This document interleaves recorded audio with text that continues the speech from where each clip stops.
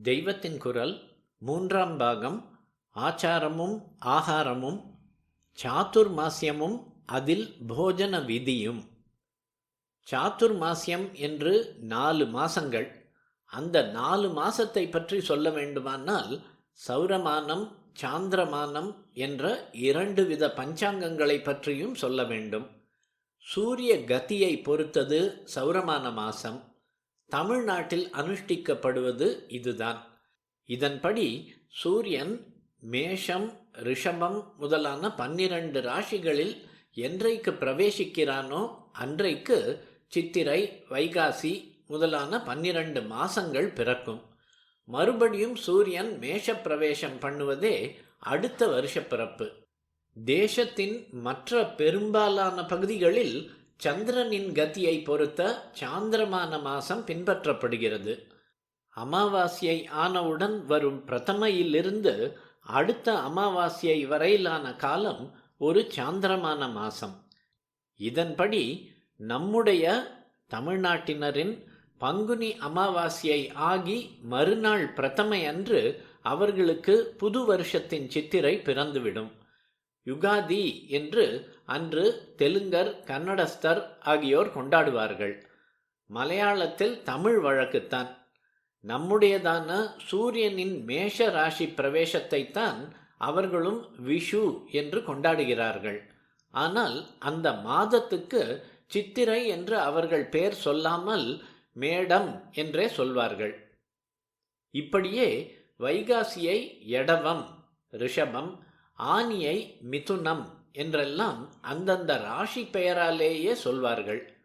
நாம் சித்திரை, வைகாசி என்றெல்லாம் சொல்வது நம்முடையது சௌரமான மாசமானாலும் எதனாலோ பேர் மட்டும் சாந்திரமானக்காரர்களுடையதையே நாமும் எடுத்துக்கொண்டிருப்பதால் தான். அந்த பேர் சித்திரை, வைகாசி முதலியன அந்தந்த மாசங்களில் பௌர்ணமி அன்று சந்திரன் பெரும்பாலும் எந்த நட்சத்திரத்தில் உதிக்கிறதோ அதை வைத்தே ஆகும். குறிப்பு: தெய்வத்தின் குரல் 2ஆம் பகுதியில் சிக்ஷை வேதத்தின் மூக்கு என்ற உரையில் மாத பெயர்கள் என்ற உட்பிரிவு பார்க்க. மலையாளத்தில்தான் சௌரமானத்திற்கு ஏற்க ஒவ்வொரு மாசமும் சூரியன் எந்த ராசியில் பிரவேசிக்கிறானோ அந்த பெயரையே மாச பெயராக வைத்திருக்கிறது. ஆனால் அங்கே மேடம், நம்முடைய சித்திரை வருஷப்பிறப்பு இல்லை. சிங்கம் என்கிற நம் ஆவணி மாசம்தான் வருஷப்பிறப்பு. நமக்கு சித்திரை அமாவாசையை ஆனவுடனேயே சாந்திரமானப்படி வைகாசி பிறந்துவிடும். இப்படியே நம் ஒவ்வொரு அமாவாசையும் ஆனவுடன் வரும் பிரதமையில் சாந்திரமானத்தின் அடுத்த மாசம் பிறந்துவிடும். அந்த கணக்கின்படி ஒரு வளர்பிறையும் ஒரு தேய்பிறையும் சேர்ந்தால் ஒரு மாசம். இது வாஸ்தவத்தில் 30 நாட்களுக்கு கொஞ்சம் குறைச்சல். அதனால் சாந்திரமானப்படி 12 மாசமும் சேர்ந்து 360 நாள் வராது. ஆனால் நியாயமாக 365.25 நாள் சேர்ந்துதானே ஒரு வருஷம். அதாவது பூமி சூரியனை சுற்றி வருவதற்கான காலம். இந்த வித்தியாசத்தை சரி கட்டுவதற்காக 3 வருஷத்துக்கு ஒரு தரம் சாந்திரமானத்தில் மலமாசம் அல்லது அதிக மாசம் என்பதாக 12உடன் 13ஆக இன்னொரு மாசத்தை சேர்த்து கொள்வார்கள்.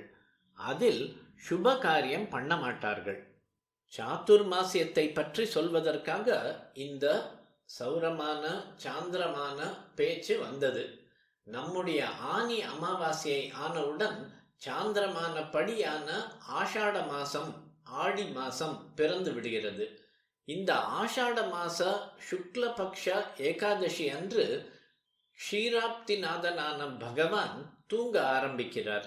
அதை தொடர்ந்து வருகிற ஸ்ராவண, ஆவணி, பாத்ரபத, புரட்டாசி, ஆஸ்வின, ஐப்பசி மாசங்களிலும் தூங்கியபடியே இருந்துவிட்டு கார்த்திகை சுக்லபக்ஷ ஏகாதசி அன்று விழித்து கொள்கிறார். ஆஷாட ஏகாதசியிலிருந்து கார்த்திக ஏகாதசி வரையிலான இந்த பீரியடில் அடங்குகிற 4 மாச காலத்துக்கே சாதுர்மாஸ்யம் என்று பெயர். ஆஷாட பௌர்ணமாசியைக்குத்தான் வியாச பூர்ணிமை என்றும் குரு பூர்ணிமை என்றும் பெயர். பொதுவாக இந்த வியாச பூர்ணிமையிலிருந்துதான் சாதுர்மாசிய விரதம் ஆரம்பிப்பதாக அபிப்பிராயம் இருக்கிறது. சரியாக சொன்னால் பூர்ணிமைக்கு முந்தி வரும் துவாதசி அன்றே அது ஆரம்பித்து விடுகிறது. இந்த சாதுர்மாசிய காலத்தில்தான் அநேகமாக முக்கியமான பண்டிகைகள் எல்லாம் வருகின்றன.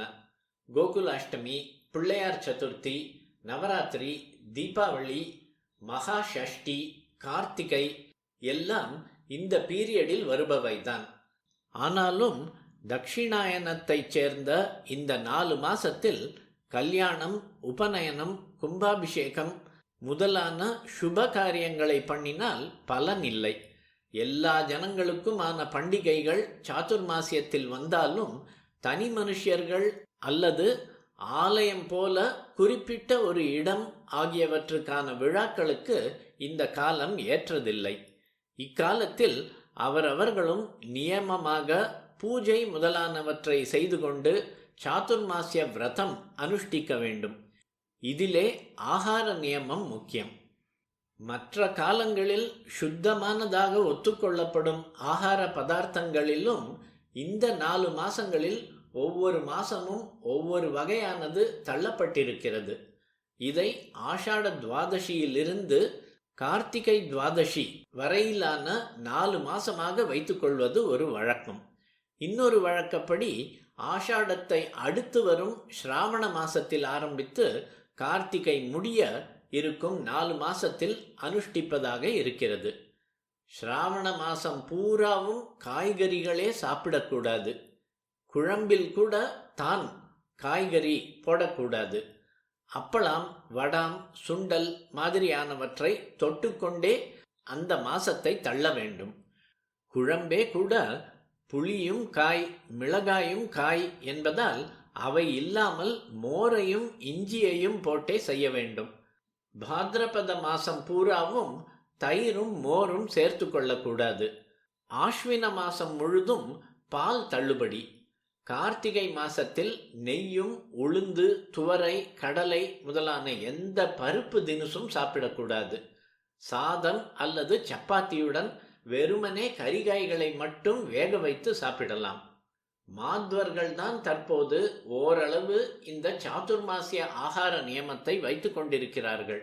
தினப்படி அகத்து சமையல் இதன்படி செய்யாவிட்டாலும் சாதுர்மாசியத்தில் ஸ்ராத்தம் வந்தால் அந்த ஸ்ராத்த போஜனத்தில் அவர்கள் சாதுர்மாசிய நியாயப்படி தள்ள வேண்டியதை தள்ளிவிடுகிறார்கள். மற்றவர்கள் எதையும் கவனிப்பதில்லை. ஆச்சார சம்பிரதாயத்தில் வந்துள்ள சந்நியாசிகள் மட்டும் நியமத்தை அனுசரிக்கிறோம். ஆனால் சந்நியாசம் வாங்கிக் கொள்வதும் வர வர சாஸ்திர பிரகாரம் இல்லாமல் எப்படியோ போய்கொண்டிருக்கிறது.